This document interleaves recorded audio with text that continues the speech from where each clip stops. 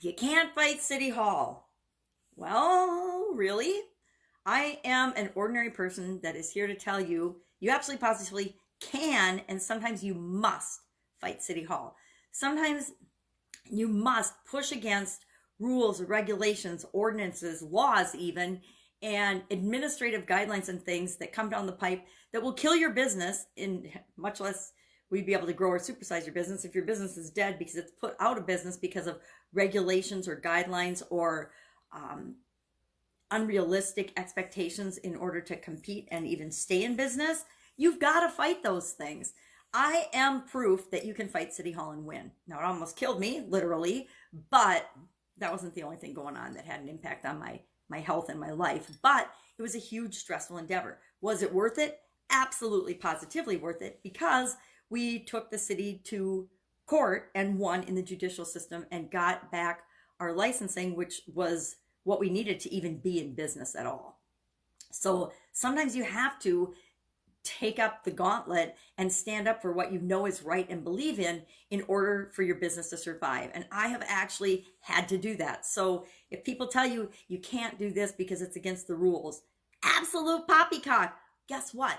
Every rule in the universe, with the exception of universal laws, is made up. It's been made up by some people or some organization which is made up of people for their advantage, for their own reasons.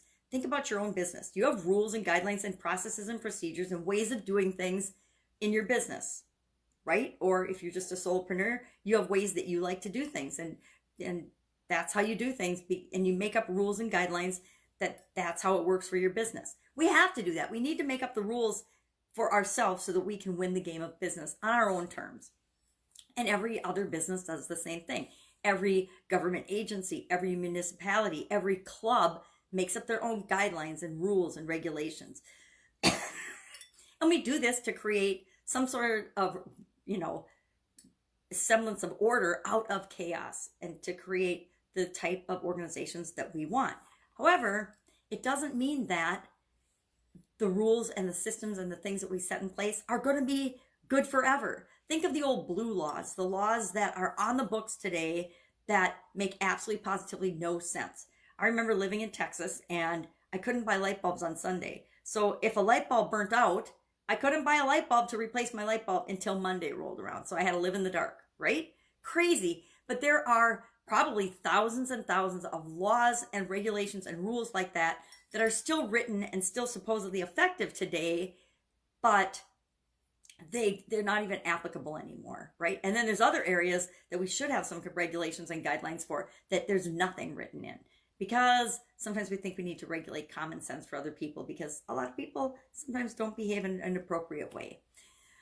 So I agree, we need rules, we need guidelines, we need order, but we also need to understand that sometimes we need to be the change that questions those rules, those regulations, those guidelines.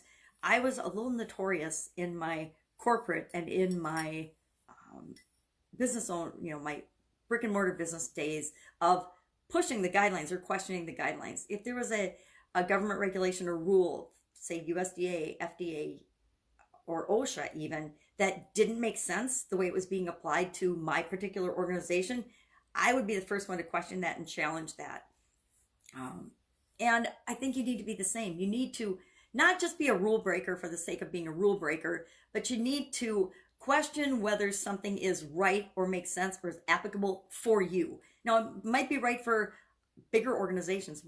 I think of this with respect to big organizations like the USDA, the FDA, the Drug Administration, things like that. They're run by and influenced by people, right? And people's intentions are not always for the good of other people. Sometimes they're just for the good of themselves. And so we get a lot of corruption and problems and issues in some of those organizations. And when that happens, rules are written that are good for some parties that an organization regulates and not good for other parties. For example, FDA, USDA, Department of Agriculture, food safety guidelines are written and very highly impacted by big manufacturers, big corporations. Now, those guidelines and rules are easy because they're written by them to follow for a big corporation. But when you boil down to like really small manufacturers and small organizations, some of the guidelines that they help to get passed in these government regulatory organizations are cost prohibitive and nearly impossible for smaller organizations to follow and live by in their terms. So those are the kind of things that I liked to battle. So think about today, the can't fight City Hall saying, and are there things that you're just caving in on and following because you think you have to follow them? Or are you being a leader in your industry and saying, what makes sense for us? What is going to really move us ahead now and in the future? That's it. Go out and make it an awesome day. I'll, of course, be with you tomorrow.